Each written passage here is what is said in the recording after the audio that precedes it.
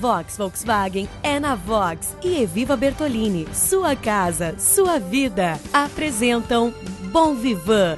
Oferecimento Aragon Soluções Imobiliárias. Jurerê Internacional. Lug. A Patinante. Café Riso Plage. Jurerê Internacional. Eco Energizing e Chandon. Verão é Chandon. Shopping and Friends, Jurerê Internacional. Taj Bar, onde todos os seus sentidos são testados. Olá, muito boa noite. No ar o nosso Bom Vivan, transmitido da maravilhosa loja Eviva Bertolini. No programa de hoje eu tenho o prazer de receber um ícone do nosso país. Ele que enfrentou todos os tipos de dificuldade, teve o amor pela sua profissão desde criança e é, sem dúvida alguma, o primeiro nome a marcar o carimbo do Brasil no espaço. É claro que eu estou falando do primeiro astronauta brasileiro, Marcos Pontes, que já está aqui no nosso estúdio. Nosso Bom Vivan tem oferecimento de Vox, Volkswagen é na Vox, da nossa Eviva Bertolini e do energético Eco. Nosso programa já está no ar.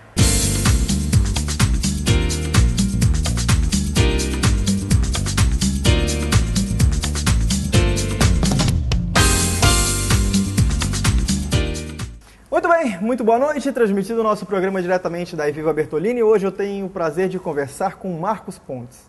Ele que é o primeiro brasileiro e, Marcos, eu te confesso que no dia da decolagem, há 5 anos atrás, parou minha vida e eu fiquei ali, ó, dedos cruzados, suando, porque era um momento muito especial. Eu não sei se você ainda tem aquele frio na barriga de que deve ter ocorrido há 5 anos atrás. Não, sem dúvida. Isso é uma das coisas que foram muito marcantes na minha vida também. Acho que na vida de muita gente, poder ver essa bandeira do Brasil decolando pela primeira vez. E pode ter certeza que dentro do foguete ali também, eu estava pensando em todo mundo aqui. Sabe? Essa é uma sensação muito boa poder carregar essa bandeira, né? E falar assim, eu não estou sozinho, está todo mundo indo comigo. Agora você estudou em escola pública, algo que a gente não imagina nos dias de hoje. Por onde mais você passou até chegar aquele momento dentro do foguete? Eu comecei em Bauru, sou nascido em Bauru, interior de São Paulo, e os meus pais, essa é uma coisa que eu gosto de ressaltar, porque muitos jovens hoje em dia falam assim, pô, se eu começo numa situação difícil, parece que eu não vou ter chance. Não, é ao contrário, se você tem chance, se você quiser realmente. O meu pai era servente, esse é um termo antigo usado, né, para descrever esse funcionário que limpava o chão, fazia café, servente de serviços gerais do IBC, Instituto Brasileiro do Café. E minha mãe era escriturária da rede ferroviária, então eu tive que começar a trabalhar cedo, estudei em escola pública. Com 14 anos eu tive meu primeiro emprego, era eletricista aprendiz da rede ferroviária federal, tinha que ajudar em casa. Mas eu queria voar, então eu fiz as provas da Academia da Força Aérea, fui ser piloto. Então fui para a academia, fiz 4 anos de curso na academia, depois 1 ano de especialização em aviação de caça, me tornei um piloto de caça. Voei algum tempo nos esquadrões operacionais e aí eu decidi dar a primeira guinada na minha carreira. Fui ser engenheiro, então fiz o vestibular do ITA, Instituto Tecnológico de Aeronáutica, em São José dos Campos. Fiz engenharia aeronáutica, juntei essas duas carreiras, de piloto e de engenheiro, me tornei um piloto de testes de aviões. Fui fazer mestrado, doutorado, estava nos Estados Unidos fazendo doutorado, quando o Brasil entrou no programa da Estação Espacial Internacional. E era um concurso público, foi publicado no jornal aqui do Brasil, e eu me inscrevi e acabei sendo selecionado no Brasil. Você precisou fazer um planejamento, você precisou traçar a sua vida. Quem é que lhe ensinou a fazer isso? Isso geralmente a gente não aprende no colégio no Brasil. Não, infelizmente, ainda. Isso foi eu acho que é um tanto de criação, sabe? Essa é uma das boas influências que os seus pais ou os seus professores podem dar a você. Então, eu tinha em casa ali uma combinação muito boa. Meu pai, ele era muito zen, ele cuidava mais da parte emocional, da parte psicológica, e minha mãe era muito prática com tudo. E veio dela essa questão de planejamento. Então, desde criança que ela me ensinava esse tipo de coisa. Você quer alguma coisa, você pode conseguir aquilo, desde que você estude, desde que você trabalhe, desde que você persista, desde que você sempre faça mais do que esperam de você. Você faz parte de uma família, por exemplo, que planejava as férias. A gente não tinha muito dinheiro, para falar a verdade, então o planejamento era bem apertadinho, né? Mas ela era uma pessoa que planejava muito a vida de forma geral, né? A estratégia da vida, e trabalhava na tática ali do dia a dia para conseguir aquilo lá, né? Então era um casal, os meus pais, que trabalhavam muito, e pelo exemplo e pelo que eles me falavam, então eu fui aprendendo a conviver nesse meio. E é isso que eu tento passar para hoje em dia, né, que além de ficar no programa espacial à disposição da Agência Espacial Brasileira lá em Houston para outras missões espaciais, aqui no Brasil eu também sou professor e é uma coisa que eu tento passar para os meus alunos e para os jovens que eu converso no Brasil todo, é esse tipo de atitude. Você pode conseguir o que você quiser, desde que você trabalhe, planeje e persista naquele objetivo, né? Nós já temos um segundo astronauta prestes a subir ao espaço. Você acha que isso ainda vai ser uma longa caminhada? Infelizmente, eu digo infelizmente porque uma das coisas que eu escrevi em 2000 na Agência Espacial, um processo de seleção para um segundo astronauta, mas infelizmente ainda um segundo astronauta brasileiro e profissional ainda vai demorar um pouquinho, porque o programa ele está bem voltado hoje em dia para os nossos satélites e para o nosso foguete, né, o veículo lançador de satélites, que são prioridades atualmente no programa. Então essa parte vai aguardar um pouco mais. Mas enquanto isso, ali na Universidade de São Paulo, em São Carlos, na cidade de São Carlos, onde tem o curso de Engenharia Aeronáutica, a gente trabalha com o professor Catalano, que é o chefe do Departamento de Engenharia Aeronáutica, para montar um curso de Engenharia Aeroespacial. E dentro desse curso, logicamente, parte do meu interesse, né, ajudando a montar esse curso, é também começar a preparar alguns jovens para essa carreira de astronauta também. O Brasil tentou e ainda não conseguiu mandar o seu foguete, assim, a história de ter 100% da nossa bandeira lá em cima. Falta muito para a gente conseguir essa missão? Não. Na verdade, isso é uma coisa que tem sido trabalhada há bastante tempo pelo IAE. Aliás, uma das coisas que eu gosto de ressaltar é que este ano, em 2011, o Brasil completa 50 anos de atividades espaciais. Isso é pouco ou é muito? É muito. O Brasil foi o quarto país a entrar nessas atividades, né? Atrás dos Estados Unidos, Rússia e França. Então, é um país que já há bastante tempo batalha nessa parte. Nós não tivemos, e isso é fato, dentro do governo, todo o apoio, todo o orçamento que deveria ao longo desse tempo todo, e por isso nós somos ultrapassados por muitos países, mas mesmo assim nós temos o VLS, que é o veículo lançador de satélites, já em estágio final de preparação para novos testes. Lembrando foi esse que foi destruído? Exato, que nós tivemos 3 tentativas, 3 testes, um deles na verdade não foi um teste, foi um acidente que houve em Alcântara, no qual nós perdemos 21 pessoas do sistema. Mas agora o VLS já está bastante remodelado pelo Instituto de Aeronáutica e Espaço, lá no DCTA, em São José dos Campos, e a torre de lançamento também pronta em Alcântara para receber e montar esse foguete. Bom, há 5 anos você subiu, a gente passou a nave russa, Soyuz TMA-8. A decolagem foi no Cazaquistão. Que atmosfera tem o Cazaquistão? Primeiro, é um lugar muito marcante, muito interessante, porque é um deserto, né? Você chega lá, aquele desertão assim, e no meio de todo aquele deserto, toda aquela areia, você encontra alta tecnologia espalhada, espalhada assim numa área enorme. Ali eles desenvolveram os foguetes russos desde a década de 60. O Yuri Gagarin decolou de lá. Ali você encontra uma casa onde o Yuri Gagarin morava durante o tempo de testes ali. Também o chefe de engenharia da Rússia também ali do lado.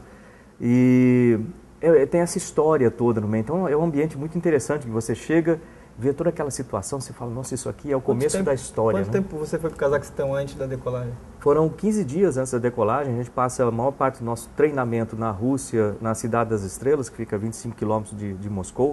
O pessoal chama lá de Zvyozny Garadok, né? Cidadezinha estrelada.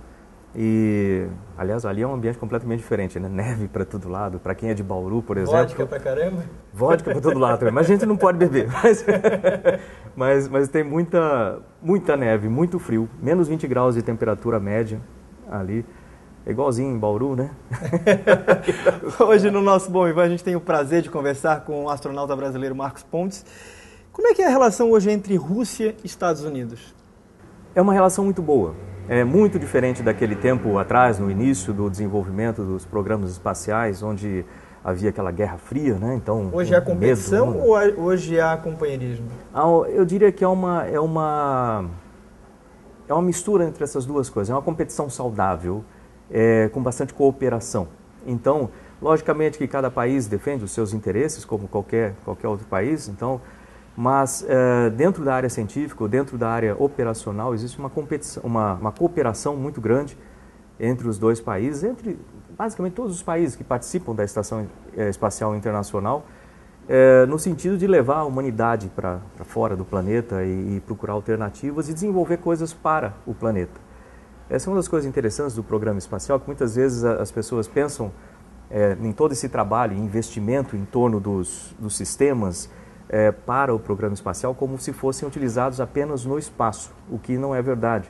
Na verdade, grande parte desse desenvolvimento feito para os sistemas ou produtos a serem usados no espaço são utilizados aqui na Terra. O que hoje convive com as pessoas comuns que foi desenvolvido ou teve a parcela de contribuição do espaço? Tem várias coisas. Aliás, o dia a dia da gente trabalha com coisas do espaço. Quando a gente fala num celular, a gente está usando um satélite. Quando a gente vê a previsão do tempo, a gente está usando resultados de observação da Terra, também de satélites, por exemplo. Certos materiais são vindos do espaço, Teflon, por exemplo, de aplicações do espaço. Materiais que foram desenvolvidos para o espaço e são utilizados no dia a dia aqui, por exemplo, como a espuma viscoelástica, né, utilizada em travesseiros, como aquele da Mark Bryan, que é uma empresa que eu trabalho com eles aqui no Brasil também. Eles foram desenvolvidos, para você ter uma ideia, o ônibus espacial, naquela posição que a gente fica para decolagem, a gente fica com as costas apoiadas, então o peso todo nas costas. E essa é uma posição bastante desconfortável. Para isso foi desenvolvida essa espuma, que ela absorve esse movimento, essa posição, ela te ajuda, ela não esquenta, tem uma série de características interessantes. Só que ela era pesada para a aplicação do espaço e por isso ela não foi utilizada no ônibus espacial, mas ela se tornou travesseiro, suporte de cama, uma série de coisas assim. Então você vê que isso a gente chama de spin-offs do programa espacial, são produtos que são derivados das pesquisas para o espaço. Bom, eu tenho o prazer de trabalhar muito através do Facebook e do Twitter, e o Ale Rosani, ele faz a seguinte pergunta: onde é que o Brasil vem aproveitando a sua experiência? Aliás, eu acho que existe muita cobrança para o Marcos Pontes, do tipo, nessa sua missão, onde é que o Brasil contribuiu para você ir e onde é que você contribuiu para o Brasil? Fica uma dúvida muito na cabeça das pessoas. Eu sou um profissional, trabalho para o governo brasileiro praticamente toda a minha vida. Eu comecei a vida como eletricista aprendiz da Rede Ferroviária Federal, né? Então eu tenho servido o Brasil durante todo esse tempo. E ir ao espaço, representar um país, é uma maneira de você servir o país. Você coloca a sua vida em risco para o país, né? Logicamente que o que eu tenho em troco disso aí é o reconhecimento do público. E de certa forma eu tenho essa ligação toda com o país. Quem me vê o tempo todo com a bandeira do Brasil, não é à toa. Eu não faço isso por obrigação, eu faço isso porque eu gosto realmente, porque eu amo esse país. Eu acho que todas as pessoas deveriam fazer isso, dar a sua parte de contribuição ao país, né? Como o Kennedy falou lá no Espere, como é que é? O que o país pode te fazer, mas o que você pode fazer para o país. Esse é um hábito que você aprendeu tendo mais contato com a cultura americana? Não, acho que isso é dentro do próprio crescimento, dentro da minha primeira fase de carreira. Assim, eu fui militar até 1998, eu trabalhei com a Força Aérea, piloto de provas, piloto de testes da Força Aérea até 98, e dentro desse espírito, você como piloto de combate, você decola e coloca a sua vida em risco para proteger o país. Então você cresce com esses valores da academia: coragem, lealdade, honra, dever e pátria. Em 98, quando eu fui selecionado, então deixei as funções militares para assumir as funções civis de astronauta, onde eu estou até hoje. Então faz 13 anos que eu estou nessa função. E hoje em dia o que eu faço, eu fico à disposição da Agência Espacial para outras missões. Lá em Houston também à disposição para contatos técnicos, onde eu moro também em Houston. E aqui no Brasil, eu venho todo mês para o Brasil. Aqui no Brasil, na USP, aliás, uma dica para quem quiser participar também do programa espacial. Em São Carlos, nós temos lá o Departamento de Engenharia Aeronáutica, nós estamos com esse curso de Engenharia Aeroespacial sendo criado, justamente para formar engenheiros para o Programa Espacial Brasileiro, e é onde eu pretendo despejar, vamos dizer assim, o meu conhecimento adquirido ao longo de tantos anos de esforço próprio, né, dedicado ao Programa Espacial, tanto nos Estados Unidos quanto Rússia, Japão e etc., para os jovens que queiram aí entrar nessa área. Você ficou 10 dias em órbita. Dá tempo de mudar o organismo nesse período, não? Sim, existem mudanças fisiológicas que são bastante acentuadas nesse período e também emocionais. Existem também mudanças na sua maneira de ver o mundo, de enxergar o que nós representamos realmente aqui como seres humanos. Essa é uma pergunta que o Santiago Edo fez pelo Facebook. Você enxergou a Terra de uma maneira diferente lá de cima? Sim, você realmente muda, eu diria da seguinte forma. Quando você olha para a Terra, vamos começar por aqui, quando a gente está no dia a dia, tudo parece muito grande comparativamente a nós, né, a nossa vida. A vida parece grande, parece que tem muitos problemas e etc, etc. Visto lá de cima, as coisas parecem mais simples, é uma primeira constatação. E hoje você constata que são mais simples mesmo? São mais simples, sim. A gente tem uma tendência de amplificar muitos problemas que seriam resolvidos por conta própria ou pela própria ansiedade nossa, a gente acaba criando certos problemas. De lá você vê aquela bola com 6 bilhões de pessoas ali girando, azul, bonita demais. Você nota quão pequenininho que nós somos aqui e muitas vezes a gente cria tanta coisa ruim por aqui, tanta divisão, tanta cobrança, tanta discriminação. A gente percebe que, na verdade, cada ser humano, fisicamente, é nada, absolutamente nada, vive muito pouco. E por que não aproveitar esse pequeno tempo que a gente tem fazendo alguma coisa mais útil para as outras pessoas ou com as outras pessoas? Então, essa foi uma das razões que eu voltei de lá, dedicado à educação. Então, além do programa espacial hoje em dia, grande parte da minha vida é dedicada à educação. Maurício Bosco quer saber, através do Twitter, se você acredita, se há alguma comprovação real, de fato, que há vida fora da Terra, a história do extraterrestre. Qual é a sua opinião, sua visão sobre o assunto? Extremamente polêmico. Muita gente me pergunta, mas se eu falar isso eu vou ter que... Não, mas é o seguinte, eu acredito. Aliás, se você pensar em termos científicos, vamos pensar em termos gerais, assim, vamos pensar em termos científicos realmente. O que nós conhecemos do universo ainda é uma porcentagem muito pequenininha disso aí. E quando você faz um experimento qualquer, aí quem quiser lembrar do tempo lá de escola, quando fazia aqueles experimentos de física, química e tal, quando você mede alguma coisa num certo intervalo e você acha os valores para aquele intervalo, você não pode extrapolar esse resultado para fora daquele intervalo, isso seria errado. Da mesma forma que a gente conhece muito pouco do universo, você não pode extrapolar o que a gente não achou por enquanto aqui para o restante do universo. E é fato já, probabilisticamente, vamos dizer assim, desde 1960 e pouco, com o Drake, que era um cientista americano, ele colocou hipóteses em números e dá um número gigantesco de probabilidade de existência de vida fora daqui. Mas quando eu falo isso, eu não estou falando aquele ser de olho grandão, cinza, verde, eu não sei o que vai ser. Pode ser uma bactéria, pode ser qualquer coisa. Pode ser uma vida diferente da nossa, baseada em carbono, pode ser baseada em outra coisa. Mas que existe essa possibilidade, existe. Tanto que a NASA tem uma divisão inteira de exobiologia, né? Pesquisa de vida fora do planeta. Que deve ser fascinante. Você está lançando o seu segundo livro, Missão Cumprida. Minha primeira pergunta antes de a gente entrar no livro. Você acha que já tem a sua missão cumprida aqui na Terra ou ainda tem muita coisa para acontecer? Na Terra? Não, tem muita coisa ainda para acontecer. Esse Missão Cumprida, esse nome que foi dado a esse livro, né? Se quiser, esse nome de Missão Cumprida, ele vem do seguinte, não é nem da missão em si, do voo, que seria missão cumprida quando você colocaria o pé de volta à Terra, mas não, ele significa o lançamento do livro, o livro significa missão cumprida. Eu esperei 5 anos de completar a missão, ou seja, está sendo lançado justamente no aniversário da missão de 5 anos, porque eu queria fazer um registro histórico. Eu não queria que fosse só um livro, sabe aquela pessoa que vai, sei lá, faz uma volta no planeta e escreve um livro depois a respeito daquela aventura, entre aspas. Uma missão espacial, principalmente uma primeira missão espacial de um país, ele não é uma aventura, é uma missão que você representa um país, representa a humanidade quando você está fora.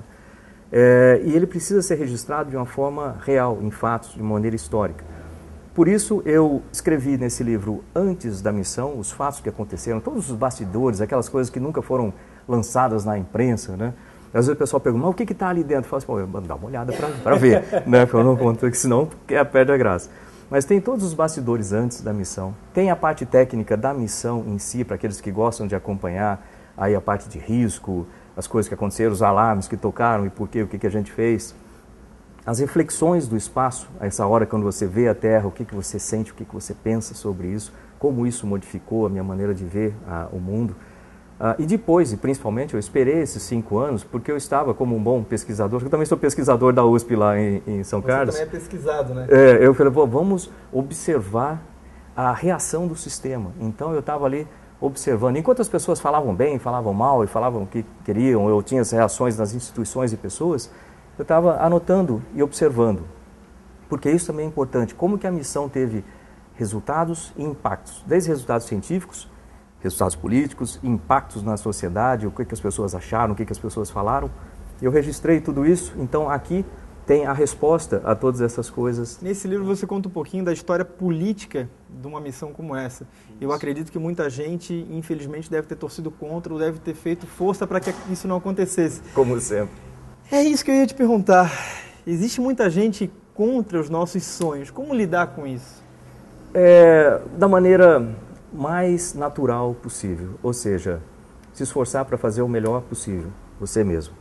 A partir do momento que você começa a prestar muita atenção nas críticas ou nas outras pessoas, você perde o seu foco.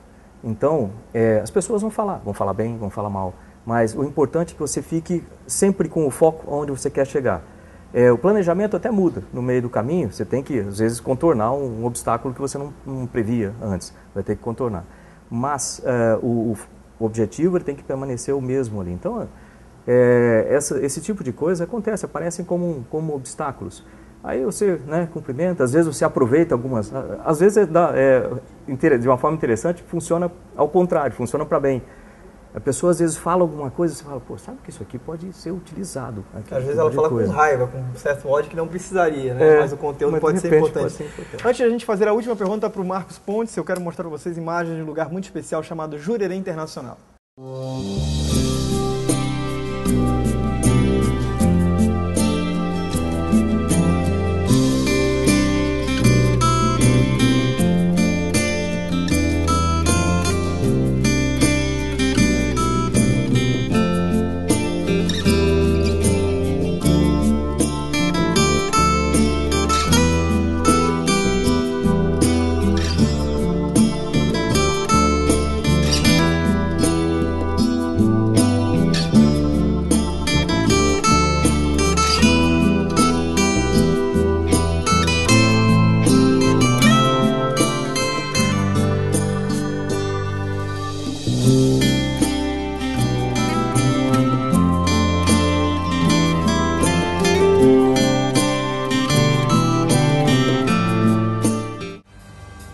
Você está assistindo Bom Vivan. Oferecimento P12 Jurerê Internacional. Plano Unimed Empresa. Toda empresa precisa. A sua pode. Hoje no nosso Bom Vivan estamos recebendo o astronauta brasileiro Marcos Pontes. Olha, eu quero mandar um abraço para o João Lon, uma grande figura que inclusive já viu sua palestra. Marcos e adorou, ficou fascinado. João Lon. Minha última pergunta é a seguinte: depois de ver lá de cima a história do globo azul, essa imagem tão fascinante, é possível pensar em Deus naquele momento? Você voltou mais crente que Deus existe ou que é uma coisa muito técnica e muito fria nesse assunto? Não, eu acredito em Deus, acreditava antes, depois da missão você passa a acreditar mais ainda, é parte das mudanças que acontecem dentro de você, essa constatação. Porque eu falei que da parte que você se sente pequeno, mas não falei da parte que você recupera a autoestima. E essa parte de recuperação da autoestima, do que nós significamos e por que cada ser humano é tão especial, justamente está ligada com esse sentido de religião. Você pode chamar de religião, pode chamar de Deus, pode chamar de universo, pode chamar de como você quiser, mas o fato é que todos nós e tudo que existe no universo é interligado de certa forma. Eu acredito nisso. Eu não acredito naquele Deus que fica lá em cima, que aponta o dedo para todo mundo. Aquele jogador que faz o gol diz que foi graças ao Deus, né? Não, eu acredito naquele que está dentro de cada um de nós, o que faz com que cada um de nós seja tão especial e tão unido como um todo, sabe? Eu acredito sim em religião. E eu falo nesse livro também sobre isso. Quero agradecer ao Shopping Iguatemi, primeiro parabenizar por ter trazido o Marcos Pontes, foi através do Shopping Iguatemi, do papo feito com as pessoas na segunda-feira, que a gente teve um pouco de contato com essa pessoa, que é um ícone da nossa cultura, da nossa tecnologia e principalmente, né, Marcos, eu acho que o brasileiro precisa aprender muito o lance do planejamento, da organização, da estratégia e da força de vontade. A gente tem muita força de vontade, mas às vezes é para o futebol, às vezes é para algo muito específico, cultural. A gente ainda falta um pouco de força de vontade de crescer profissionalmente para ser alguém e para tornar aí sim a nossa contribuição para que o país seja melhor. Sem dúvida. Aliás, esse é exatamente o foco do meu primeiro livro, chamado É Possível, Como Transformar Seus Sonhos em Realidade. Ele faz exatamente isso. É um livro de gerenciamento de projeto de vida. Ele usa técnicas de gerenciamento de projetos. Aquilo que a gente não aprende no colégio. Exatamente. E com coaching. Eu também sou coach. Então, a gente usa técnicas de coaching com gerenciamento de projetos para formar esse livro. Então, o pessoal também pode conhecer esse livro através da editora Saraiva, também aqui, ou através do meu site. Também estão lá à disposição para perguntas ou para quem quiser ver os livros lá também. Tem até pedaços do livro lá. 12 livros, é o Marcos Pontes, marcospontes.com.br é o site. Para quem gosta do Twitter também, eu sou Astro, o arroba Astro underscore, ou underline aqui, né? Pontes, então Astro underline Pontes. E também no Facebook a gente está lá. Tamo lá então. Obrigado, viu? Parabéns. Valeu, tudo bom. A gente vai para um breve intervalo comercial e voltamos em seguida com o nosso Bom Vivan transmitido da maravilhosa loja Eviva Bertolini.